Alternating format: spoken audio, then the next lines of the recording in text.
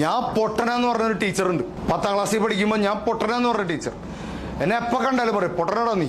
എന്നെ കണക്ക് ടീച്ചറാണ്. എന്നെ കണക്കിൽ നിന്ന് ഒരുപാട് ദൂരെ എത്തിച്ചത് ആ മുതലാണ്. എന്നെ പൊട്ടെന്ന് വിളിച്ച അതേ ടീച്ചറുള്ള അതേ സ്കൂളിൽ ഞാൻ വിശിഷ്ടാതിഥിയായിട്ട് പിന്നീട് പങ്കെടുത്തു.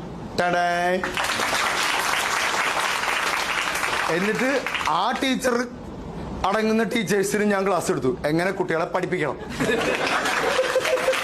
ഞാൻ പകരം വിട്ടാൻ പോയതല്ല, അത് അങ്ങനെ സംഭവിച്ചു. നമുക്ക് ആരോടും ദേഷ്യമൊന്നുമില്ല. ഒരു ദേഷ്യവും നമ്മൾ ഉള്ളിൽ കയറ്റി നടക്കരുത് ആരോടും. പ്രിയപ്പെട്ടവർ, ഞാൻ പറയുന്നു, ദേഷ്യം നല്ലതാണ്, പക്ഷെ പക മാനസിക പ്രശ്നമാണ്. പെട്ടെന്നൊരു ദേഷ്യം വരും, കൊല്ലണവനെ, അതങ്ങനെ ഇറങ്ങിപ്പോണം.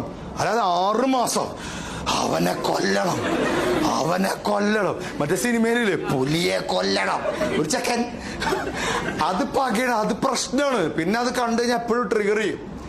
ഒരു വിഷമം വന്നു, കരയണം, പക്ഷെ 3 മാസം കരയരുത്. അല്ലേ? നമ്മളൊക്കെ കരയാറില്ലേ? മരിച്ച വീട്ടിൽ പോകുന്നതിന് തൊട്ട് മുമ്പ് വരെ ചിരിക്കുന്ന ആൾക്കാരാണ് നമ്മൾ.